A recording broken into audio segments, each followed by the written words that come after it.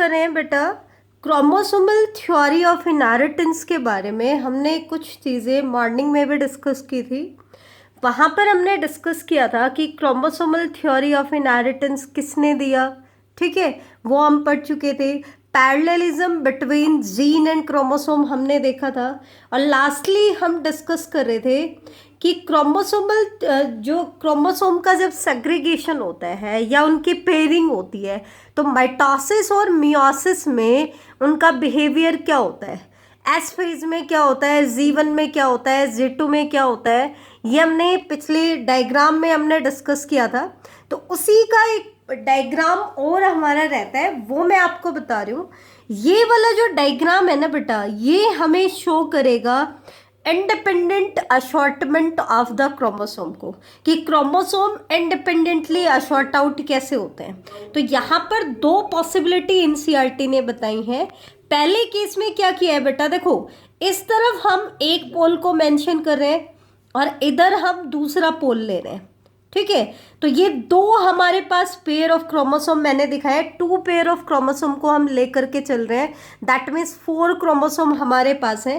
तो जैसा कि हमने पहले भी डिस्कस किया था कि जब मियोसिस फर्स्ट का एनाफेज आएगा तो होमोलोगस क्रोमोसोम के जो पेयर है वो सेग्रीगेट होना शुरू हो जाएंगे।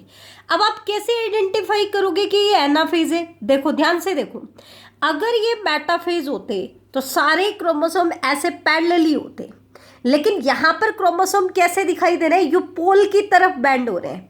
अब पोल की तरफ बैंड हो रहे हैं तो दैट मीन्स उनका सेग्रीगेशन स्टार्ट हो चुका है। तो यहाँ हमने क्या दिखाया बेटा, ऊपर वाले पेयर में लेफ्ट हैंड में हमने ऑरेंज कलर से क्रोमोसोम को रिप्रेजेंट किया है। तो ऑरेंज कलर का ये बड़ा क्रोमोसोम और नीचे ये ग्रीन कलर का क्रोमोसोम इस वाले पोल की तरफ माइग्रेट कर रहे हैं, और येलो और रेड क्रोमोसोम किस तरफ माइग्रेट कर रहे हैं, पोल पे। जब सेग्रीगेशन ऑफ होमोलोगस क्रोमोसोम होता है तो हमने क्या डिस्कस किया था, हर पेयर का एक क्रोमोसोम एक पोल की तरफ माइग्रेट करेगा। यहाँ पर ये हमारा पेयर ऑफ क्रोमोसोम है तो इसका एक क्रोमोसोम एक पोल की तरफ जा रहा है, दूसरा क्रोमोसोम दूसरे पोल की तरफ जा रहा है। सिमिलरली ये हमारा सेकंड पेयर ऑफ क्रोमोसोम है, तो जब इसमें होमोलोगस क्रोमोसोम्स का सेग्रीगेशन होगा तो इसका एक क्रोमोसोम एक पोल की तरफ जा रहा है, दूसरा क्रोमोसोम दूसरे पोल की तरफ जा रहा है। सिमिलरली हम यहाँ पे भी डिस्कस कर रहे हैं, लेकिन अगर आप ध्यान से ऑब्जर्व करोगे तो यहाँ पर हम क्या दिखाने की कोशिश करें, जैसे फर्स्ट पॉसिबिलिटी में क्या था, ऑरेंज के साथ ग्रीन जा रहा था, लेकिन हम ये बताना चाह रहे हैं कि ऑरेंज के साथ ग्रीन बाउंडेड नहीं है।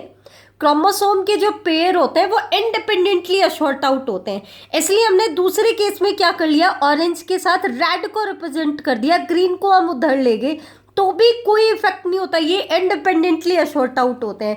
यहाँ डिफरेंट कलर से रिप्रेजेंट करने का पर्पज सिर्फ एक ही है कि हम ये शो करना चाह रहे हैं कि ये जो सेग्रीगेशन ऑफ होमोलोगस क्रोमोसोम हो रहा है ये इंडिपेंडेंट है। दैट मीन्स ऐसा नहीं है कि इस वाले पेयर ऑफ क्रोमोसोम का सेग्रीगेशन इसके ऊपर डिपेंड करता है। दैट मीन्स ऑरेंज के साथ हमेशा ग्रीन बाउंडेड नहीं है, येलो के साथ रेड बाउंडेड नहीं है, वो तो उनके लोकेशन के ऊपर डिपेंड करता है। अगर इस तरफ रेड है तो ऑरेंज के साथ क्या जाएगा, रेड जाएगा, और येलो के साथ क्या जाएगा, ग्रीन। और इधर हमारा ग्रीन है तो ऑरेंज के साथ ग्रीन माइग्रेट कर रहा है एक पोल की तरफ, यहाँ से येलो के साथ रेड माइग्रेट कर रहे हैं। तो ये एनसीईआरटी वाले ही कलर मैंने यहाँ पे यूज़ किए हैं। तो फर्स्ट मियोसिस फर्स्ट के एनाफेज में तो क्या होता है, होमोलोगस क्रोमोसोम के पेयर सेग्रीगेट हो जाते हैं। दैट मीन्स क्रोमोसोम नंबर क्या हो जाएगा, हाफ। कैसे, पहले हमारे पास 4 क्रोमोसोम थे, अब ये वाला पार्ट एक पोल की तरफ चला जाएगा तो फिर लास्ट में सेल डिवीजन, साइटोप्लाज्मिक डिवीजन भी हो जाएगा, तो एक सेल में 2 क्रोमोसोम आएंगे। सिमिलरली इधर जो सेल आएगी उसके अंदर भी 2 क्रोमोसोम होंगे, हर पेयर का एक, तो 4 की बजाय इनके अंदर 2-2 क्रोमोसोम आ गए। दैट मीन्स क्रोमोसोम नंबर क्या हो गया, हाफ हो गया। सिमिलरली इधर आपका होगा। फिर आता है मियोसिस सेकेंड। तो जब मियोसिस सेकेंड होता है तो हमने क्या डिस्कस किया था कि उसके एनाफेज में क्रोमैटिड का सेग्रीगेशन होगा। क्यों, इसमें बीच वाले साइटोप्लाज्मिक डिवीजन नहीं दिखाया है, जैसे इसको यहाँ से मान लो कि ये एक सेल है और ये दूसरी सेल है, तो अब सिंगल सिंगल क्रोमोसोम्स जो है वो पोल की तरफ अरेंज है। अब सिंगल सिंगल क्रोमोसोम अरेंज है, तो जैसे ही एनाफेज आएगा सेंट्रोमियर बीच में से स्प्लिट होगा और हर जो क्रोमोसोम का एक क्रोमेटिड एक पोल की तरफ और दूसरा दूसरे पोल की तरफ, दैट मीन्स ये वाला क्रोमेटिड और ये वाला क्रोमेटिड तो एक पोल की तरफ जाएगा, सिमिलरली इसका ये वाला क्रोमेटिड और ये वाला क्रोमेटिड किस तरफ जाएगा, दूसरे पोल की तरफ। तो यहाँ हमने सेपरेशन दिखा दिया है, सेग्रीगेशन हमने रिप्रेजेंट किया है। देखो क्रोमेटिड को हमने अपोजिट पोल की तरफ बैंड दिखाया है, जबकि यहाँ पे वो पैरेलली अरेंज थे और सेंट्रोमियर से अटैच थे। यहाँ हमने उनको सेंट्रोमियर से अटैच नहीं दिखाया है, दैट मीन्स हम रिप्रेजेंट कर रहे हैं segregation of chromatid. Segregation of chromatid start हो चुका है, तो एक क्रोमेटिड हर क्रोमोसोम का एक पोल की तरफ बैंड कर रहे हैं, जैसे ऑरेंज वाले क्रोमोसोम का ये क्रोमेटिड एक पोल की तरफ और ग्रीन का ये क्रोमेटिड दूसरे पोल की तरफ, ठीक है। सिमिलरली ये वाला पेयर ऐसे ही येलो और रेड के साथ भी होगा। दैट मीन्स इसके बाद क्या होना है, साइटोप्लाज्मिक डिवीजन होना है। साइटोप्लाज्मिक डिवीजन होना है तो ये सेल दो में डिवाइड होगी, ये भी दो में डिवाइड होगी, तो क्या हो जाएगा, हर क्रोमोसोम का एक क्रोमेटिड एक पोल की तरफ, ठीक है। देखो ध्यान से देखो, पहले तो क्रोमोसोम नंबर हाफ हुआ, ठीक है, तो पहले तो हर पेयर में से एक एक क्रोमोसोम गया एक सेल में, और जब एनाफेज सेकंड हुआ तो सेग्रीगेशन ऑफ क्रोमेटिड हो गया, दैट मीन्स एक एक क्रोमोसोम का भी एक एक क्रोमेटिड चला गया। तो ये आपके 4 जर्म सेल्स यहाँ पे बन जाती हैं, सिमिलरली यहाँ पे बन जाती हैं। इस डायग्राम को रिप्रेजेंट करने का सिर्फ एक ही पर्पस था यहाँ पे कि हम ये शो करना चाह रहे थे कि क्रोमोसोम कैसे सेग्रीगेट होते हैं, they segregate independently. That means yellow chromosome जो है वो रेड के साथ बाउंडेड नहीं है, वो ग्रीन के साथ भी आ सकता है। सिमिलरली जो ऑरेंज है वो ग्रीन के साथ बाउंडेड नहीं है, वो रेड के साथ भी आ सकता है, तो उनका इंडिपेंडेंट अशॉर्टमेंट होता है। तो ये था मियोसिस से ही रिलेटेड था। अब हम आगे चलते हैं सेकंड क्वेश्चन की तरफ। सेकंड इंपॉर्टेंट क्वेश्चन आता है, chromosomal theory of inheritance is extended form of Mendel's law. बेटा यहाँ पे तुम ध्यान से इसको ऑब्जर्व करने की कोशिश करना, इंपॉर्टेंट क्वेश्चन है, एग्जाम्स में आता है। ये स्टेटमेंट दे करके एग्जामिनर आपसे पूछ लेगा कि इसको जस्टिफाई करो। एक चीज़ तो हमने लास्ट लेक्चर में डिस्कस की थी कि जो वॉल्टर सूटन और थियोडर बॉवरी थे, उन्होंने क्या किया कि जो क्रोमोसोम की मूवमेंट है उसको यूज़ किया मेंडल्स के लॉज को एक्सप्लेन करने के लिए। दैट मीन्स उनका मेंडल्स के लॉ से कोई तो लेना देना था। एक्चुअल में क्या था, मेंडल्स के लॉ को ही आगे एक्सटेंड कर दिया गया ये शो करने के लिए कि ट्रेट कैसे इनहेरिट होते हैं। क्यों, हमने पहले भी स्टडी किया कि मेंडल्स के जो लॉ हैं they are called universal laws, ठीक है, यूनिवर्सल लॉज ऑफ इनहेरिटेंस है। दैट मीन्स आज तक हम उनको फॉलो करें, और वहाँ पे एनसीईआरटी ने लिखा था कि फर्दर डाइवर्सिटी को इंक्लूड करने के लिए मेंडल्स के लॉज को एक्सटेंड कर दिया गया, एक्सपैंड कर दिया गया, ताकि जितनी भी पॉसिबिलिटीज़ हैं उन सबको वो इंक्लूड कर लें। तो इसी तरीके से जो क्रोमोसोमल थ्योरी ऑफ इनहेरिटेंस जब आई तो वो क्या है, मेंडल्स के लॉज की ही एक्सटेंडेड फॉर्म है। क्यों, क्योंकि मेंडल ने तो कहा था कि फैक्टर इनहेरिट होते हैं, लेकिन मेंडल के पास फैक्टर को एक्सप्लेन करने का कोई फिजिकल प्रूफ नहीं था। अब वो फिजिकल प्रूफ कब आया, जब क्रोमोसोमल थ्योरी ऑफ इनहेरिटेंस आई। क्यों, क्योंकि तब तक टेक्नोलॉजी में भी एडवांसमेंट आ गई। साइंटिस्ट जो है वो मियोसिस और माइटोसिस के दौरान क्रोमोसोम की मूवमेंट को नोटिस कर पाए। तब उन्होंने क्या ऑब्जर्व किया कि मेंडल ने जो फैक्टर बताए थे, जिनको आगे जाकर के जो हंसन ने जीन कहा, उन जीन में और क्रोमोसोम में काफ़ी हद तक सिमिलरिटी है।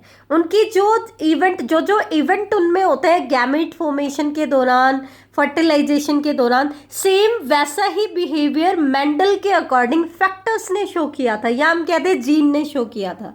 तो ये क्या कह रहे हैं, behaviour of chromosome is parallel to behaviour of gene. ये हम पहले पढ़ चुके हैं कि क्रोमोसोम का जो बिहेवियर था वो किसके पैरेलल है, बिहेवियर ऑफ जीन, जो कि मेंडल ने बताया था। हालांकि मेंडल ने जीन वर्ड यूज नहीं किया था, फैक्टर वर्ड यूज किया था। पैरेललिज्म क्या थी कि क्रोमोसोम और जीन दोनों किस में होते हैं, पेयर में होते हैं, ठीक है। और two alleles of a gene pair are located on homologous sites on homologous chromosome. अभी मॉर्निंग में हमने डिस्कस किया था कि जो डिप्लॉयड इंडिविजुअल होते हैं उनके केस में सारे क्रोमोसोम पेयर में होते हैं, और एक पेयर के अंदर जो दो क्रोमोसोम होते हैं उनको हमने कहा था होमोलोगस क्रोमोसोम। हमने वहाँ पे डिस्कस भी किया था। और होमोलोगस क्रोमोसोम्स पे जीन्स क्या होते हैं, सेम होते हैं। एलील डिफर कर भी सकते हैं और नहीं भी।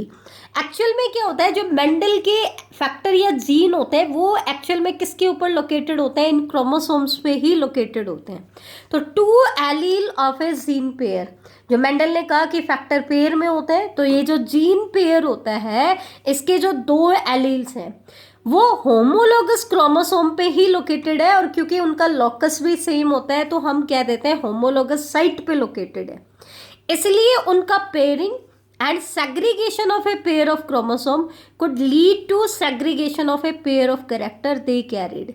इसका मतलब क्या है, अगर क्रोमोसोम का पेयर सेग्रीगेट हो रहा है तो उसके ऊपर जो जीन लोकेटेड है वो भी क्या हो जाएंगे, सेग्रीगेट। जैसे मान लो यहाँ पे कैपिटल टी है और यहाँ है स्मॉल टी, है तो प्लांट हाइट का ही ट्रेट, एलील जीन तो क्या है, प्लांट हाइट के लिए। तो अगर ये दो क्रोमोसोम सेग्रीगेट हो जाए तो इनके ऊपर जो जीन लोकेटेड है वो भी क्या हो जाएंगे, सेग्रीगेट हो जाएंगे। और अगर ये क्रोमोसोम पेयरिंग करते हैं तो ये एलील या जीन भी क्या हो जाएंगे, पेयर में हो जाएंगे। तो ये चीज़ें हमें शो करती हैं कि मेंडल्स के लॉ से क्रोमोसोमल थ्योरी ऑफ इनहेरिटेंस कुछ अलग नहीं है, ये भी वही चीज़ें बता रही है, बस कुछ और डिटेल में इंफॉर्मेशन हमें दे रही है, क्योंकि उस टाइम पे हमारे पास कोई फिजिकल प्रूफ नहीं था।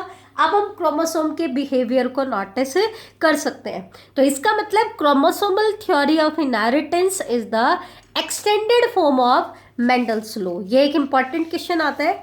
अब हम आते हैं इसके सबसे इम्पोर्टेंट पार्ट की तरफ, जो ज़्यादातर एग्जाम्स में एग्जामिनर पुटअप करते हैं इस क्वेश्चन को। टॉप क्वेश्चन क्या है, experimental verification of chromosomal theory of inheritance. क्योंकि मेंडल तो फेल क्यों हो गया था, क्योंकि उसके पास कोई फिजिकल प्रूफ नहीं था।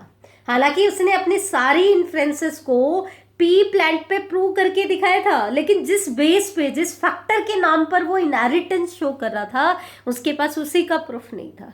लेकिन क्रोमोसोमल थ्योरी ऑफ इनहेरिटेंस में हम कह रहे हैं कि क्रोमोसोम इनहेरिट हो रहे हैं, और क्रोमोसोम को हम ऑब्जर्व अब कर पा रहे हैं, क्योंकि एडवांसमेंट इन टेक्नोलॉजी, माइक्रोस्कोपी में बहुत एडवांसमेंट आई, ठीक है। तो साथ के साथ उसका एक्सपेरिमेंटल वेरिफिकेशन भी हमने देके दिया।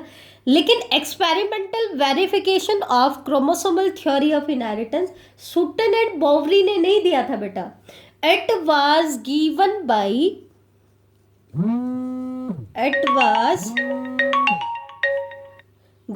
Bye Thomas Hunt Morgan. बहुत इंपॉर्टेंट क्वेश्चन है। आप प्रीवियस ईयर के क्वेश्चंस उठा के देखोगे तो आपको क्रोमोसोमल थ्योरी ऑफ इनहेरिटेंस का एक्सपेरिमेंटल वेरिफिकेशन, इसका experimental organism and why this organism is selected, इन तीनों क्वेश्चंस में से एक क्वेश्चन आपको बहुत बार रिपीट मिलेगा, तो ये से ध्यान रखना। तो experimental verification of chromosomal theory of inheritance ये किसने दिया था, Thomas Hunt Morgan and his colleagues ने। थॉमस हंट मॉर्गन और उसके कलीग्स ने इसका एक्सपेरिमेंटल वेरिफिकेशन दिया था। This verification also lead to discovering the basis for the variation that sexual reproduction produce. अब ये लाइन एनसीईआरटी ने क्यों दी है ये मैं आपको बता देती हूँ, हमने पहले भी डिस्कस किया है, एक बार हम रीकैप कर लेते हैं।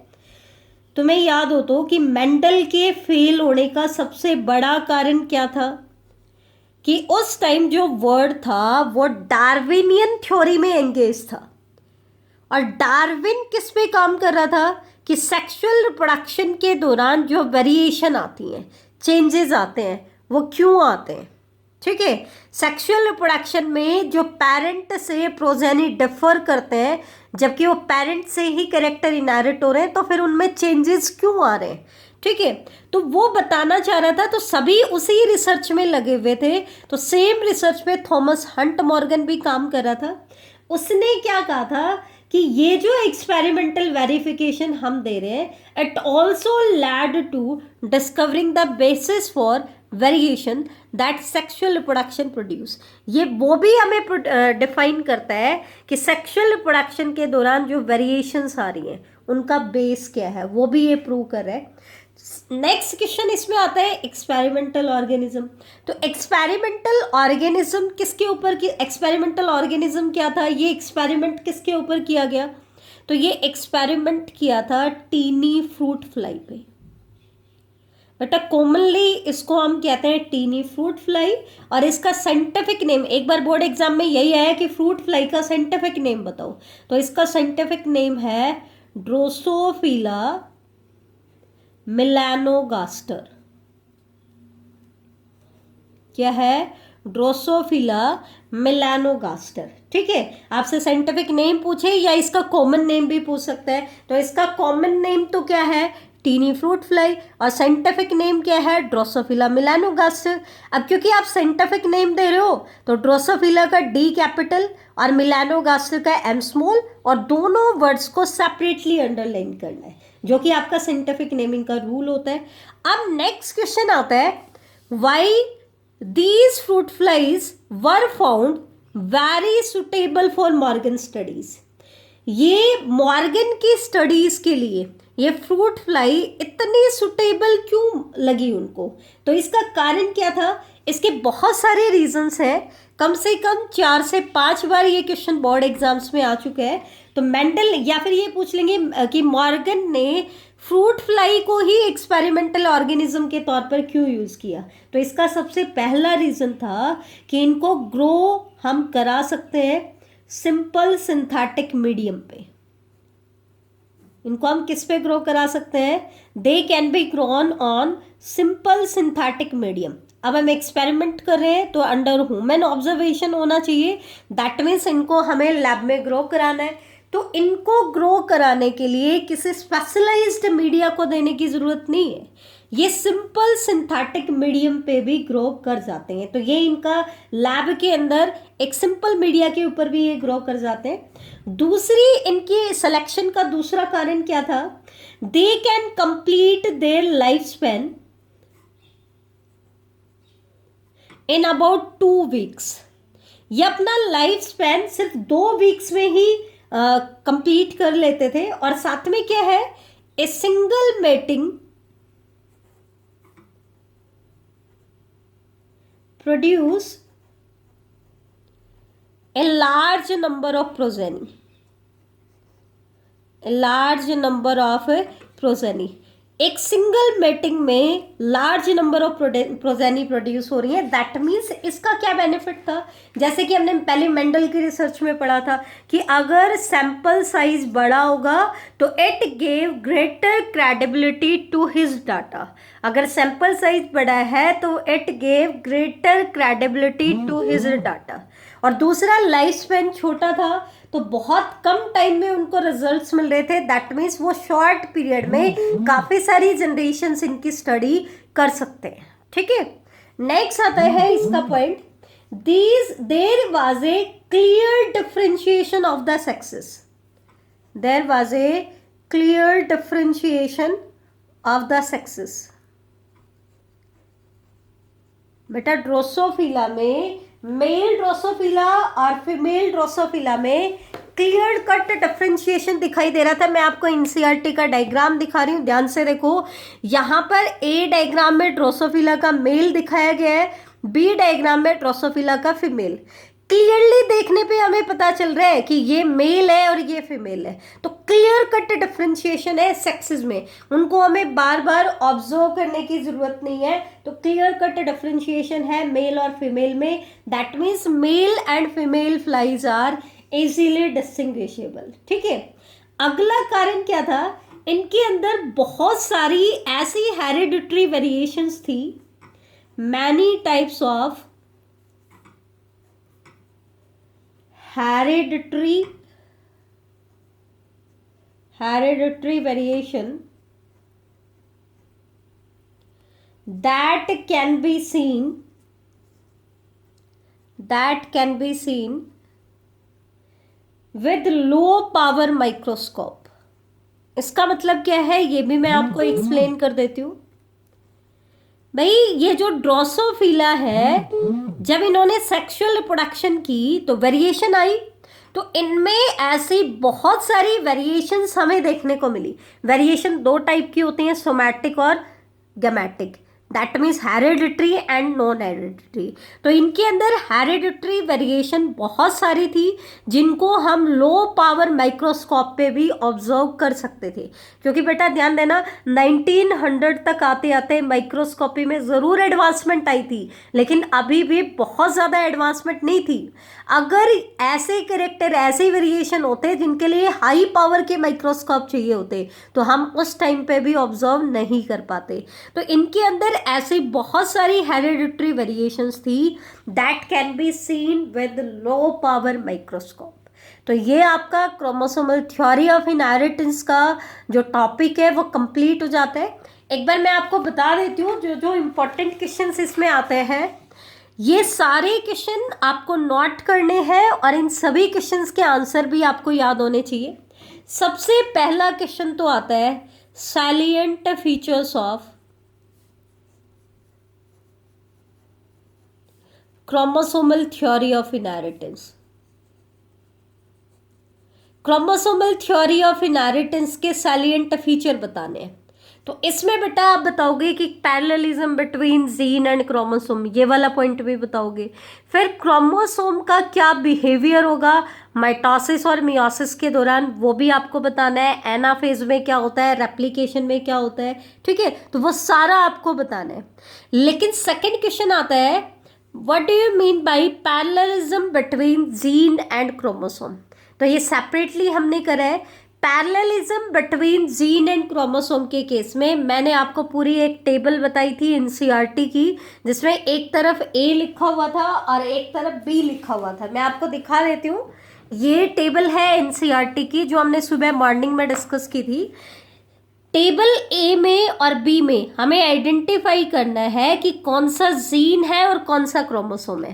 तो मैंने वहां पे भी बताया था हम किस वाले कैरेक्टर से आइडेंटिफाई करेंगे, थर्ड कैरेक्टर से। यहाँ पर क्रोमोसोम्स में जो पेयर होते हैं दे आर इंडिपेंडेंट पेयर्स, तो दे सेग्रीगेट इंडिपेंडेंटली। सेग्रीगेशन तो इंडिपेंडेंट ही होगा, लेकिन यहाँ पर जो पेयर ऑफ क्रोमोसोम्स है वो भी कैसे हैं, इंडिपेंडेंट है। लेकिन एक ही क्रोमोसोम पेयर के ऊपर जो पेयर ऑफ एलील्स हैं वो इंडिपेंडेंट नहीं है, क्योंकि वो एक ही क्रोमोसोम पे लोकेटेड है, तो वो इंडिपेंडेंट नहीं है। लेकिन उन पेयर ऑफ एलील का जो सेग्रीगेशन होता है वो क्या होता है, इंडिपेंडेंट होता है। तो बी किसको डिनोट कर रहा है, जीन को, और ए किसको डिनोट कर रहा है, क्रोमोसोम को। बाकी पॉइंट बिल्कुल डिट्टो सेम है। तो अगर आपसे पूछ ले parallelism between gene and chromosome, तो ये आपको टेबल बनानी है, लेकिन ए की जगह आपको लिखना है क्रोमोसोम और बी की जगह आपको क्या रिप्रेजेंट करना है, जी। ठीक है, तो आई थिंक ये वाला क्वेश्चन भी आपको क्लियर हो गया होगा। नेक्स्ट क्वेश्चन आता है, chromosomal theory of inheritance is extended form of Mendel's law. तो ये हमने अभी अभी डिस्कस किया है। तो ये आपको बताना है कि parallelism between gene and chromosome होती है। होमोलोगस जो पेयर ऑफ एलील होते हैं वो होमोलोगस क्रोमोसोम की होमोलोगस साइट्स पे होते हैं। ठीक है, तो वो सारा हमने नोट्स में मेंशन किया है, वो आपको बताना है। अगला इंपॉर्टेंट क्वेश्चन आता है experimental verification of chromosomal theory of inheritance. तो एक तो आपको ये पता होना चाहिए कि एक्सपेरिमेंटल वेरिफिकेशन किसने दिया है, थॉमस हंट मॉर्गन ने। ठीक है, और फिर आप पूरा इसका एक्सपेरिमेंटल वेरिफिकेशन बता दोगे कि ये क्यों दिया था मॉर्गन ने, क्योंकि वो सेक्सुअल रिप्रोडक्शन के दौरान जो वेरिएशंस होती हैं उनका बेस बताना चाह रहा था। फिर बता दो कि इसने फ्रूट फ्लाई पे एक्सपेरिमेंट किया, तो एक्सपेरिमेंटल ऑर्गेनिज्म का भी क्वेश्चन आ सकता है 1 नंबर में। और लास्ट पूछ लेंगे कि फ्रूट फ्लाई इतना सुटेबल क्यों माना गया, या मॉर्गन ने फ्रूट फ्लाई को ही सेलेक्ट क्यों किया, तो उसका आंसर भी हम डिस्कस कर चुके हैं। तो ये था बेटा आपका क्रोमोसोमल थ्योरी ऑफ इनहेरिटेंस। ठीक है, तो